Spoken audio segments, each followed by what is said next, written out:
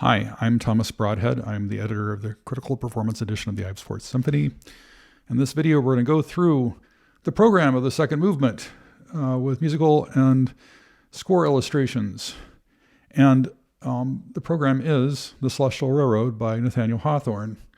This is something that had escaped researchers of the Fourth Symphony for years, and with understanding, because Ives was mute on the subject.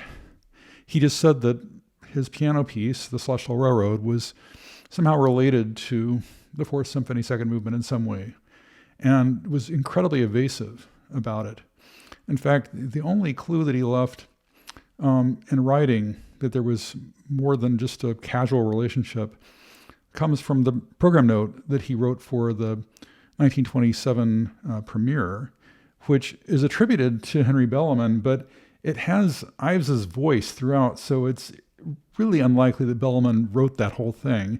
It's more likely that Ives penned it and gave it to him, and Bellman made a few changes to it. But let's take a look at that first. Bellman's program note to the 1927 premiere is provided in full in the foreword to the edition. But let's zoom in on what he had to say, or rather, more likely, what Ives had to say about the second movement. And that's found here on the second page of the reproduced note, in the paragraph here, in which he writes, "The succeeding movement," meaning the comedy movement, the one being played at this concert, is not a scherzo in any accepted sense of the word, but it is a comedy. It is comedy in the sense that Hawthorne's Celestial Railroad is comedy.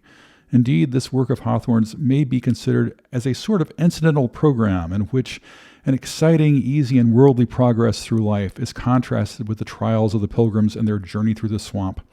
The occasional slow episodes, pilgrims' hymns, are constantly crowded out and overwhelmed by the former. The dream or fantasy ends with an interruption of reality. The 4th of July at Concord, brass bands, drum corps, etc. Here are old popular tunes, war songs, and the like. Now, with that to go on, I began looking at this unpublished at the time piano work by Ives called The Celestial Railroad, which he had mentioned in his memos as being related to the Fourth Symphony in some way, and saw that it matched the first version of the manuscript to the comedy symphonic movement, the second movement of the symphony.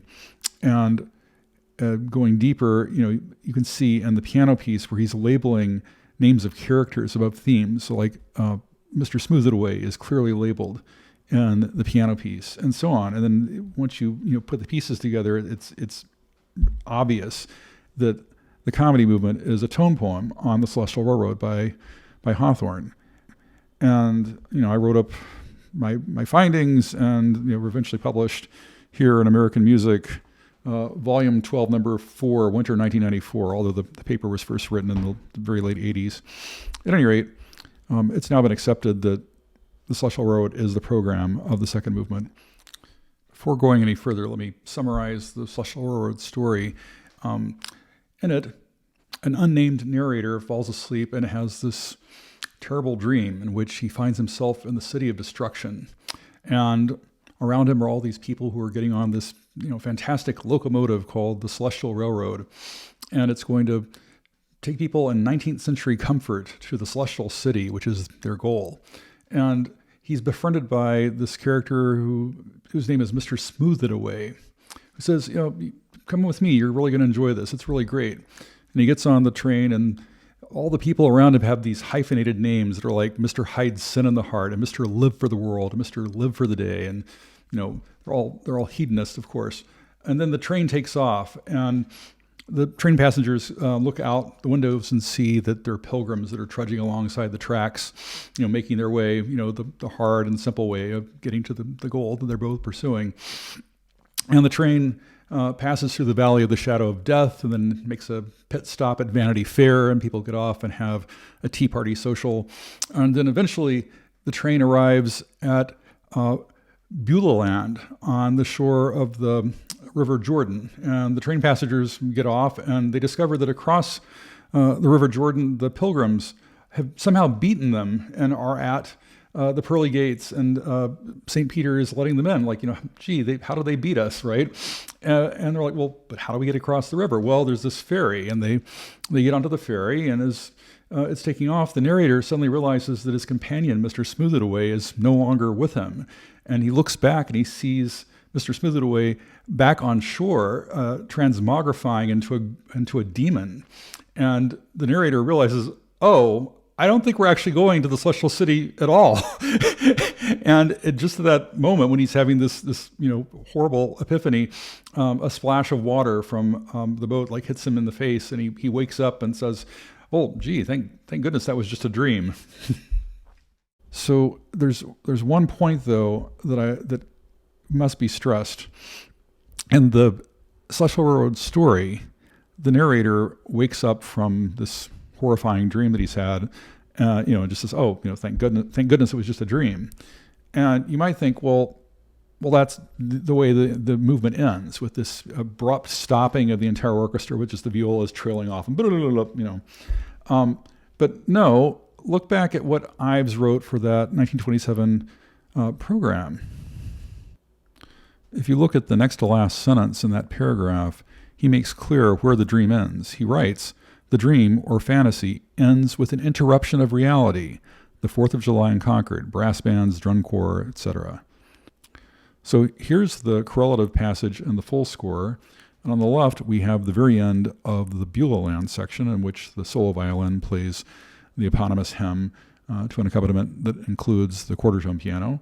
And then on the right, we've got the explosion of reality, bugle corps and marching bands and so on, that the narrator awakes to from his terrible nightmare. So it's right here at the page break that the dream ends and the narrator wakes up. To facilitate locating all the places in the score where the events in the story are taking place, I've assembled this listing of story points and correlative measures here in this essay entitled "The Program of Movement 2 at the Celestial Railroad" that appears in the front matter of the edition. So let's go through it. The dream begins with train bells sounding in the solo piano.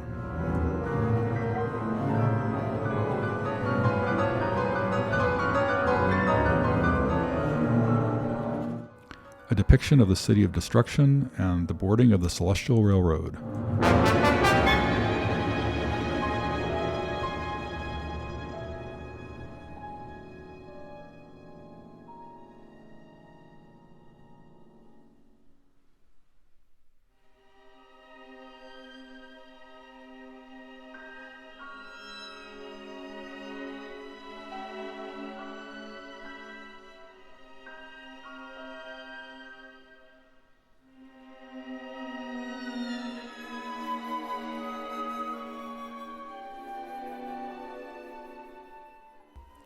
Next, the train's departure from the point of view of the train passengers. First we hear train wheels gradually accelerating in the low strings. Then 2 pilgrims, possibly seen through the train windows, are left behind as the train takes off, followed by train whistle blasts.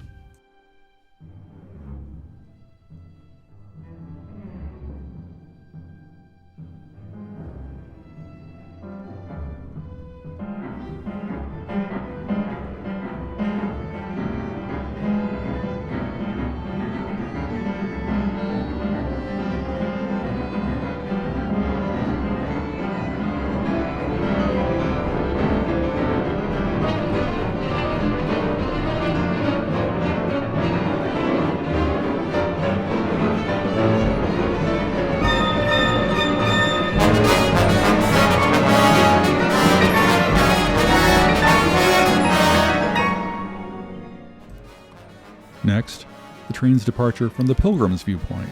First, a depiction of the pilgrims trudging along the short and narrow path, followed by a depiction of the train taking off with train passengers jeering at the pilgrims as the train whizzes by them.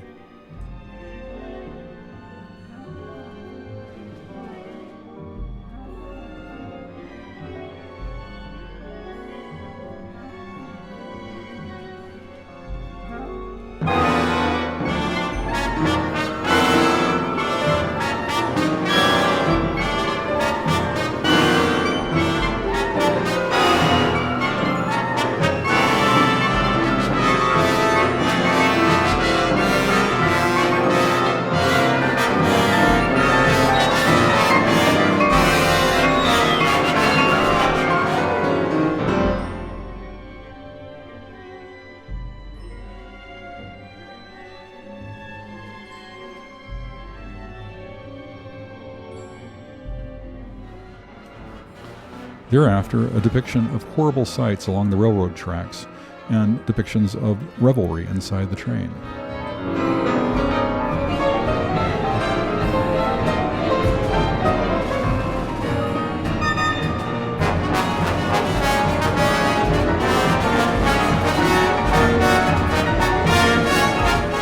Then the slowing of the train wheels as the train comes to a stop.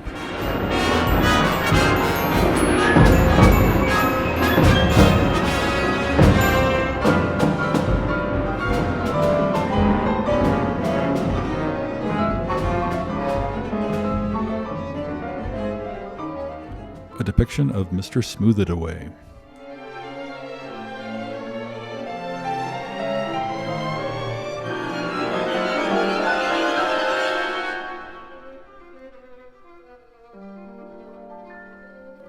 A polite tea party social at Vanity Fair.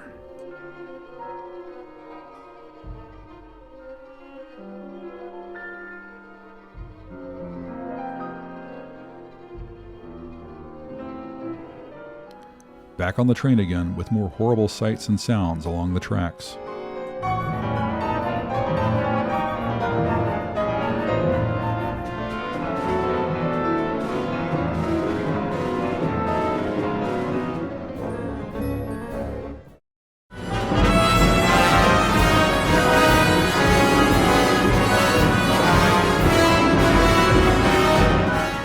An initial glimpse of Beulah Land.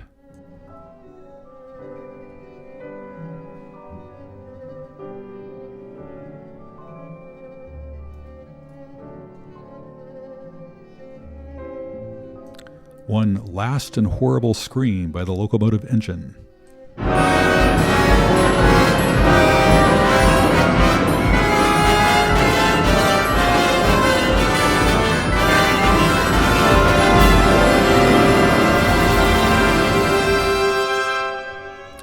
Depiction of Beulah Land and a solo violin, and the waters of the River Jordan and the quarter-tone piano.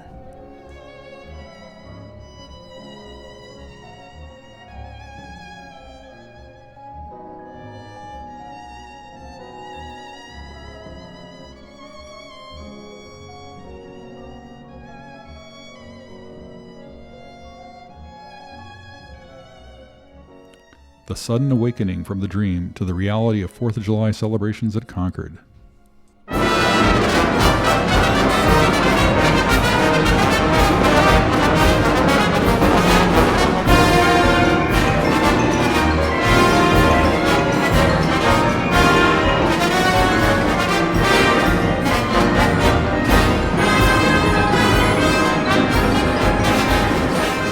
And to close, the orchestra halts in its tracks without forewarning the viola section, the greatest viola joke ever scored.